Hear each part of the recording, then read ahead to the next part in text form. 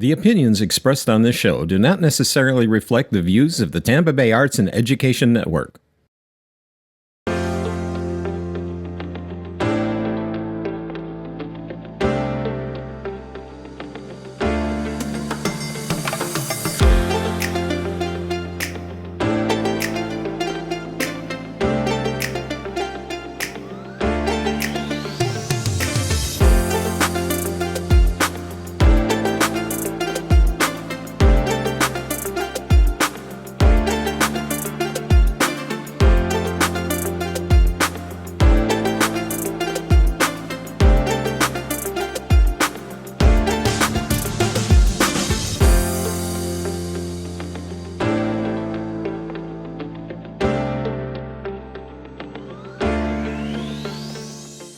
Hello everyone and welcome to Connecting with Kim here on Tampa Bay Arts and Education Network. I'm your host, Kim Droege, and we have another great show for you today. We work really hard every week to bring you stories about people, places, and things which will help you live your best life in our corner of paradise, and today will be no exception. But before we get started, I would like to ask you to like and follow our Instagram, Facebook, and X account, where you will find out all the information about the show, about my on-air wardrobe, courtesy of the Spring of Tampa Bay boutique, and you will find out all about our guests and their mission in life, their passion in life, and where you can find more information about them. So go do that for me because it's really important and we really appreciate it. You can also find the audio of our show on Sun Radio, 96.3 FM, and on your favorite streaming platform, Monday, Wednesday, and Friday at 3:30 in the afternoon. So, glad you joined us today. Let me not delay in introducing my guest. I've known her for a while. She's a wonderful, wonderful woman. And you're going to learn all about the fantastic organization that she runs. She's the CEO of the Angel Foundation of Florida. And welcome to the show, Liz Brewer. Thank you. I'm so excited to be here, Kim. Well, we're really glad to have you. I've been wanting to do this for a while. Now, you are actually a returning guest because Liz was on my show when it was a radio show.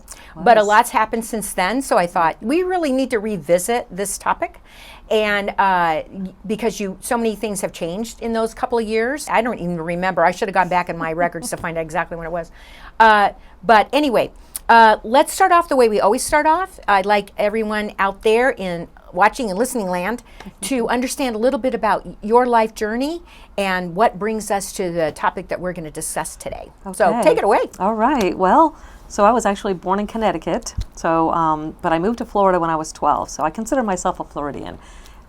Lived in Tampa. I actually worked all through high school at a local sandwich shop called Brocado Sandwich Shop. It's like a landmark here in town. I know that place. Yep. I went through high school, worked there 4 years, and it really taught me a lot because I was a shy girl, but it taught me about talking to people and just getting out of that, nervousness of talking to strangers. So when you're making their Cuban sandwiches, you get to, sit and talk to them a lot. So I can't imagine you being a shy girl, but okay, good information. Definitely changed me. And I met my husband shortly after, and that was in 1984.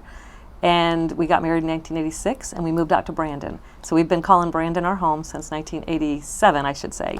And we have 3 amazing children. We have 2 boys and a girl, and now we have 2 daughters-in-laws and 2 grandbabies and 2 on the way. So, congratulations. Yes, so I love all your posts about that. Yes, absolutely. Yeah, I do. I enjoy different that. Season now from being a mom with 3 kids and cheerleading and football and all that fun stuff. And so I'm a Meemaw now, and I love it. So I actually I was in the mortgage industry for many, many years. I chose that career because it allowed me to be with my kids and be able to have that flexibility. Right. And I also got to do a lot of great things in the community.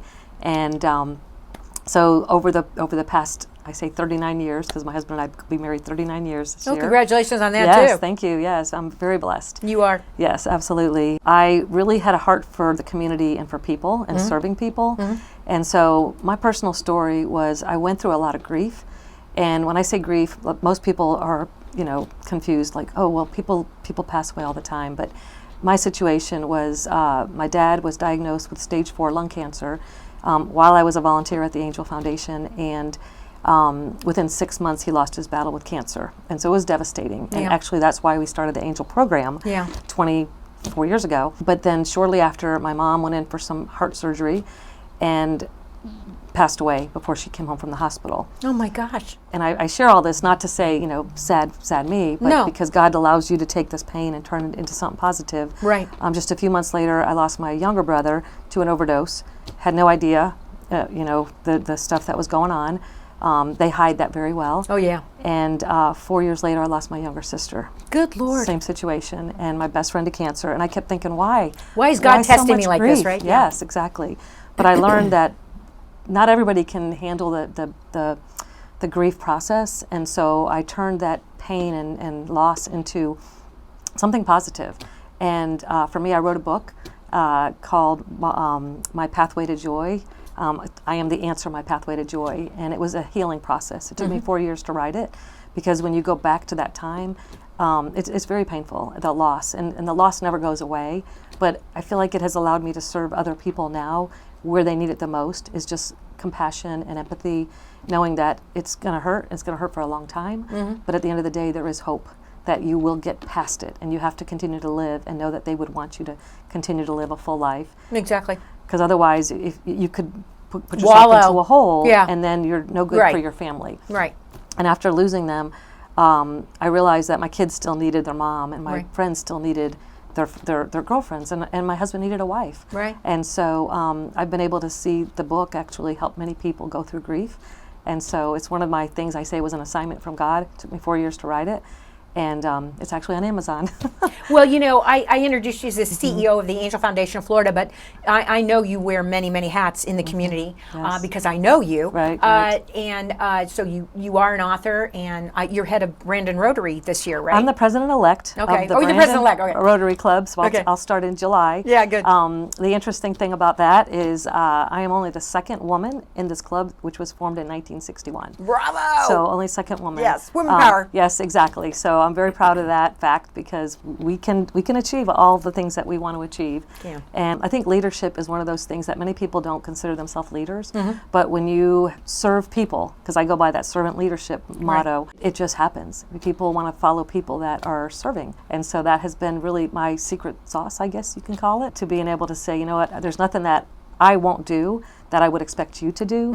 And so it has allowed me to be very effective in running the foundation, because we are 97% volunteer driven. Well, let's kind of back up now. Yes. This might be a good time Yes. for us to back up and say, okay, for those people out there who don't know what the Angel Foundation does, let's kind of start there and give them a thumbnail sketch of, well, you can certainly do more than that, but of what the Angel Foundation of Florida does. So I always say we're the best kept secret in town. And I say that because when a family is going through a life-threatening illness or catastrophic event, we are not going to put it out there. We're not Right. going to sensationalize their pain. Right. As someone who's gone through it, Right. I understand that most of the time we got this. We can do this. I don't need anyone to help me. But that's what makes the Angel program so special. So when we started the Angel program in 2006, it was because our organization at the time was basically giving away a lot of grants to local charities. So I had the opportunity to get to know a lot of these small organizations that were just starting up. Right. Hope for Her, Echo, they had been around for a while, but I was able to go in and say, okay, we're going to give you money, so I want to learn about you. Right. And so it gave me a good, knowledge of the community and who the people are that were serving the homeless, the ones with the cancers, the children. There's just so many amazing, people in our community that are doing such good work. I know, I try to get them on this show as much as I Yes, can. I love them and I support them and I pray for them, because it's hard work. Right. It's one of those, silent heroes. Right. Most people that do it, we don't do it for recognition and glory. We do it because there's a need that God has put in our heart, and we Right. want to be able to fill that need. And then we want people to surround us so that we can help even more people. Right. So when we started the Angel program, because of when I went through my father's situation, I still had to go to work every day. I still had to pay the bills. We still had to make sure our lawn was mowed, because if not, the HOA will write you that letter very quickly. Oh, yeah. And you hate to see the HOA letter yes, come in the mail, right? as soon as you're like, It's like, no, you look at what me did and I go, do now? Oh, no. Right, yeah. Exactly. They don't know what your situation is, nor No. do they care. No. I also had to make sure I had milk in the refrigerator for Right. the kids. So Right. I was Superwoman. I was doing it all. But at the end of the day, it was exhausting. It was very exhausting. And I know I went into depression afterwards. You don't recognize when you're in depression. Well, because depression is a slide. It is a slide, yes. It's not something that just comes on you overnight. It's just No. like a gentle, gradual slide, and you don't even realize you're in it until Right. you're at the bottom. So you're at the bottom and you're realizing that And then I'm you're not like, how do I enjoying get out of life. here, right? I'm not enjoying life. I'm Yeah. not smiling. I'm not laughing.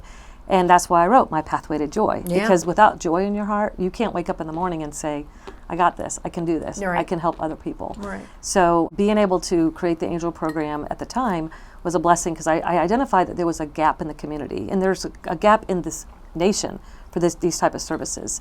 So what we did was I said, okay, who is it that I would call for those services when everything was fine, when life was normal? And it was a lot of the businesses and individuals in the community. And so we took that idea and said, all right, I'm sure a lot of these business owners want to give, they want to help families in crisis, but they don't know who they are.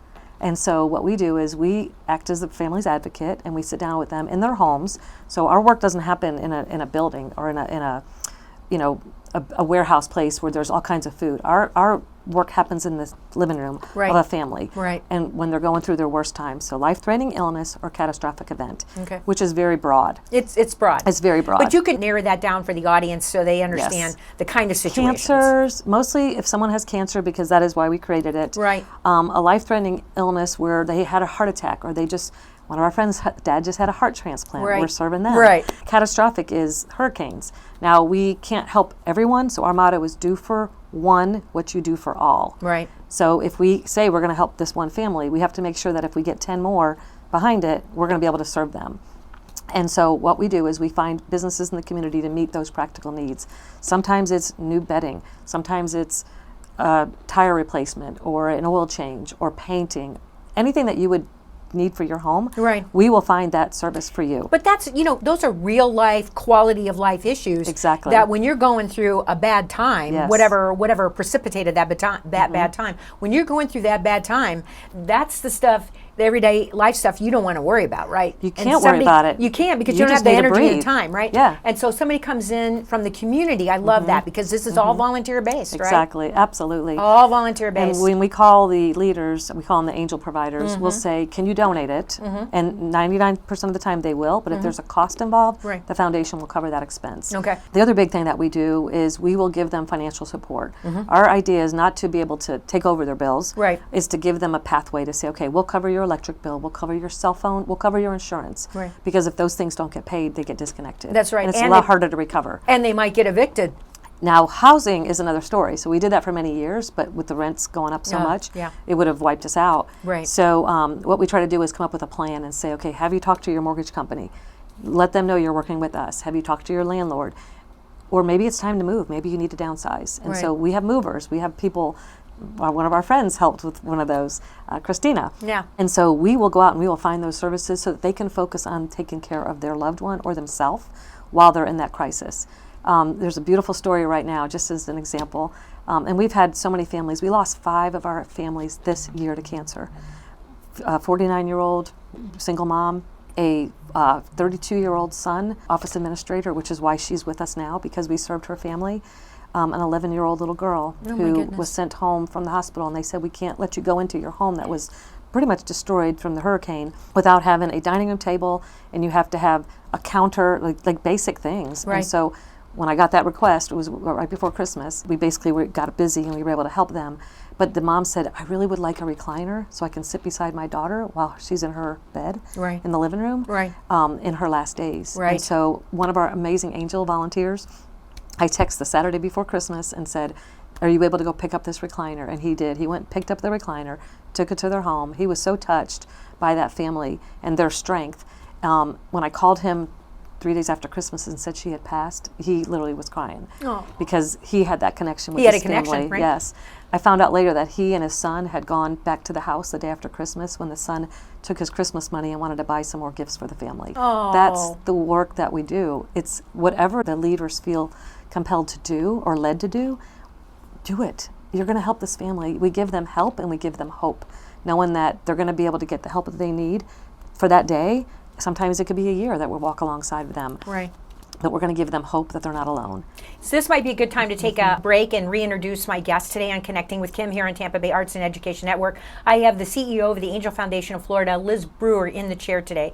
And we're talking about the work that the Angel Foundation provides to families who are experiencing a catastrophic event.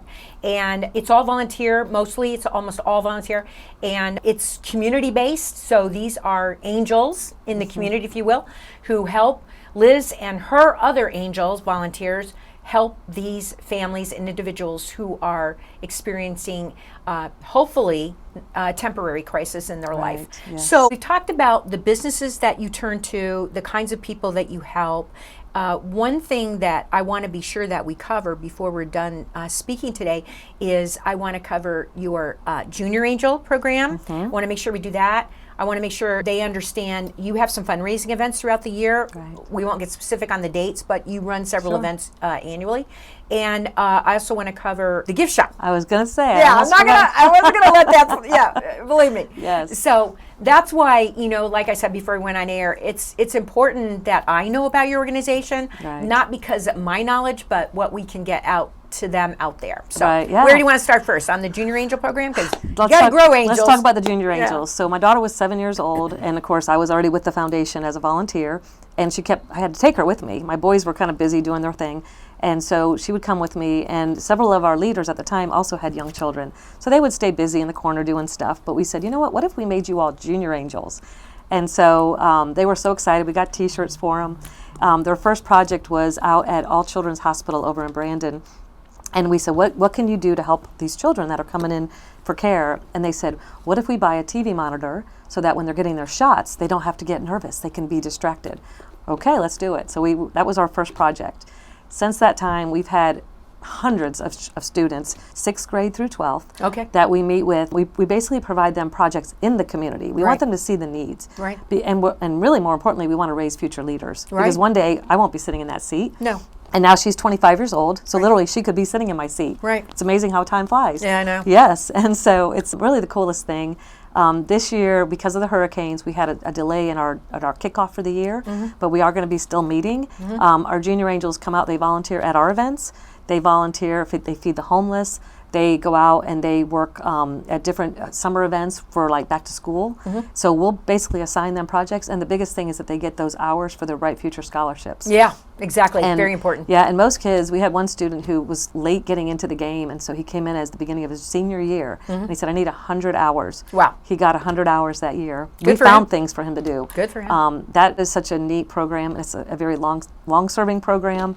And we are so excited when we see them get into college and to get their, scholarships and stuff like that to be able to continue. And then they call us when they're in town and they want, can we volunteer? Come out and make Oh, I love Valentines or, Yeah, I love that. we I make love care that. packages to send over to the military. Yeah. So there's just a lot of little projects that we're teaching them, leadership skills, teamwork, and seeing the needs in our community that maybe these children would never even be exposed to. Exactly, Yeah. because they might not. They might come from a background that they wouldn't see that kind Exactly. of suffering, Yes. or they wouldn't know of those needs. Right, So right. I know that to fund your foundation, you run some events during the year. So why don't we Yes. spend a second or Okay. two talking about that? Yes. So over the past 21 years, we had a golf tournament that ran for 20 years. It was a celebrity pro-am. Many of our local celebrities actually have come out and played with us. We auctioned them off so that the players then would play with them on the golf tournament day. Right, right. A lot of work for my family. Yeah. My sons, and I remember when my son said, Mom, I'm resigning as your event chair.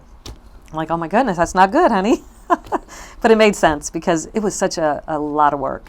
And so 3 years ago, when we stopped doing that, we started a sporting clay shoot, which we just had one. It's always going to be in February, March. Right. It's a wonderful event, day where a lot of gentlemen come out, and women too. You'd be surprised. Many women love this too. I've shot clay. Yeah, exactly. I mean, Me yeah. too, of Yeah. course, My husband and I own the Patriot Arms out in Brandon. Yeah, exactly. So he's the one that teaches me all that stuff. So the sporting clay is our third year we just had that event. And then we had a Christmas coffee, a ladies' Christmas coffee, for 2 years. And then this past year we had to reschedule it because the hurricanes caused us to pause our gala, and we had to move it to the day we had the Christmas coffee scheduled. So it's now going to be a ladies' spring tea, so that'll always be in the spring, and that's where we have women come out and they decorate their tables. There's no cost to do it. They can decorate their table whatever theme they want. We'll even provide them food. There's a cost for that.